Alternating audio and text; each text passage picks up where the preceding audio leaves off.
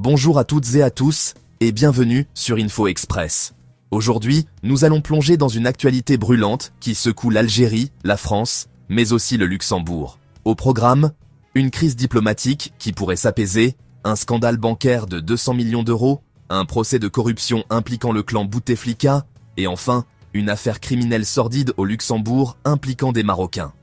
Restez bien jusqu'à la fin, car chaque dossier soulève des questions cruciales pour la politique, la justice et la société. Commençons par la diplomatie franco-algérienne, marquée par des tensions constantes ces derniers mois. La chute de Bruno Retailleau, ex-ministre de l'Intérieur dans le gouvernement de François Bayrou, a créé la surprise. Censuré par le Parlement, il paie le prix fort de ses déclarations polémiques, des propos très durs sur l'immigration, mais aussi des attaques directes contre l'Algérie et ses ressortissants.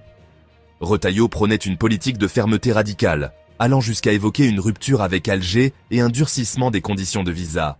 Résultat, ces prises de position ont été perçues comme une véritable provocation par Alger, ravivant les blessures du passé colonial.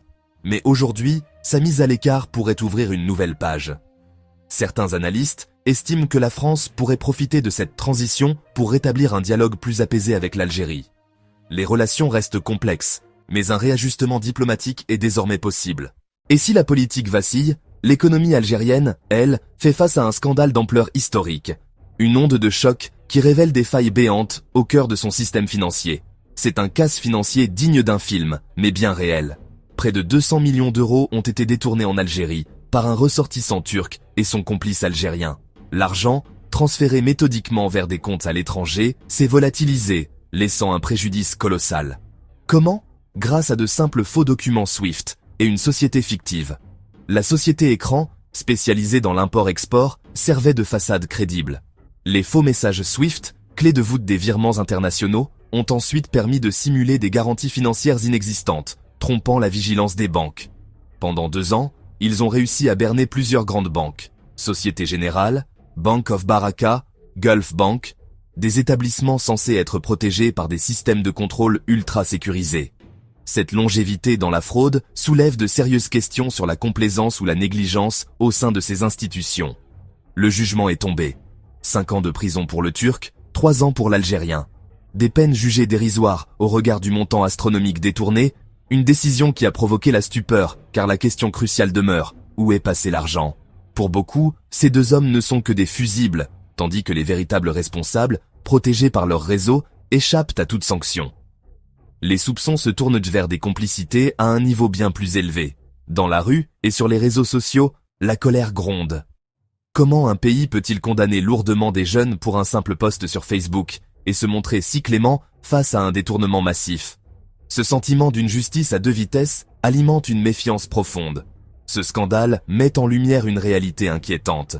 La fragilité du système bancaire algérien et l'impunité des réseaux de corruption. Mais ce n'est pas la seule affaire qui secoue l'Algérie. Alors que le pays tente de tourner la page de décennies de règne, un autre dossier, éminemment politique, revient sur le devant de la scène, ravivant les plaies d'un système rongé par la corruption. Retour en Algérie, où un procès à très haut risque s'apprête à s'ouvrir. Au cœur de cette affaire tentaculaire, Zoubir Bouteflika, le neveu de l'ancien président déchu. À ses côtés sur le banc des accusés, des figures clés de l'ancien régime, dont l'ex-ministre de l'Intérieur, Salah Eddine Darmoun, et l'ancien directeur du protocole de la présidence, Mokhtar Reguieg. Leur présence signale à quel point la corruption avait infiltré les plus hauts sommets de l'État.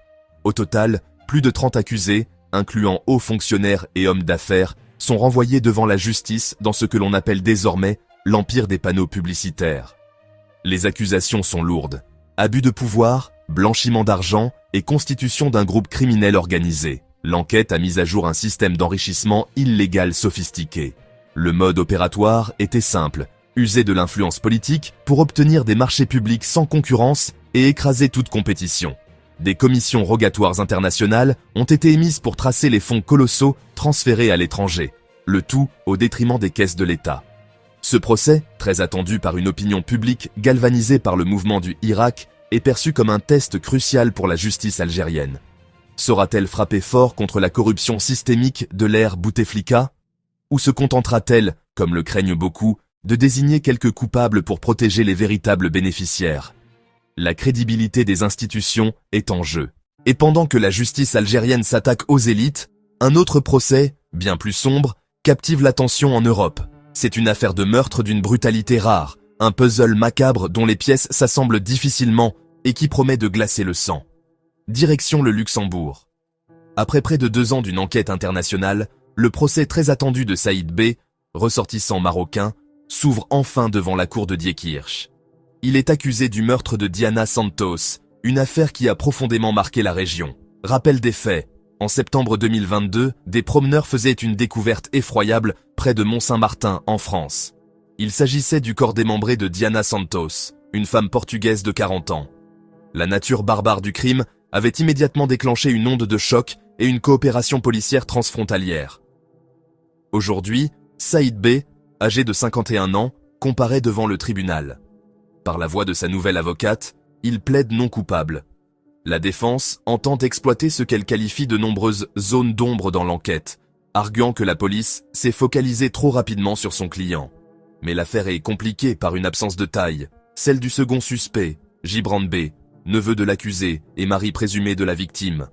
Peu après la découverte du corps, il s'est volatilisé, trouvant refuge au Maroc. Depuis, il reste introuvable et les demandes d'extradition sont restées lettres mortes, laissant un vide béant dans le dossier. Son absence jette une ombre sur le procès et nourrit les doutes. Qui a fait quoi? Le parquet, de son côté, est convaincu de la culpabilité de Saïd B et réclame une condamnation pour assassinat avec préméditation. Le procès s'annonce tendu, mais sans le principal témoin ou co-auteur présumé, la justice pourra-t-elle faire toute la lumière? Crise diplomatique, corruption endémique, scandales financiers et crimes sordides.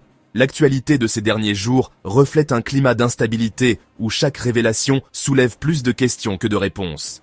La France et l'Algérie peuvent-elles tourner la page des tensions? La justice algérienne sera-t-elle capable de frapper fort contre la corruption? Et la vérité éclatera-t-elle un jour dans l'affaire Diana Santos? Autant de dossiers brûlants que nous continuerons à suivre de près. Merci de nous avoir suivis sur Infos Express. Abonnez-vous, activez la cloche et restez connectés pour ne rien manquer de l'actualité internationale.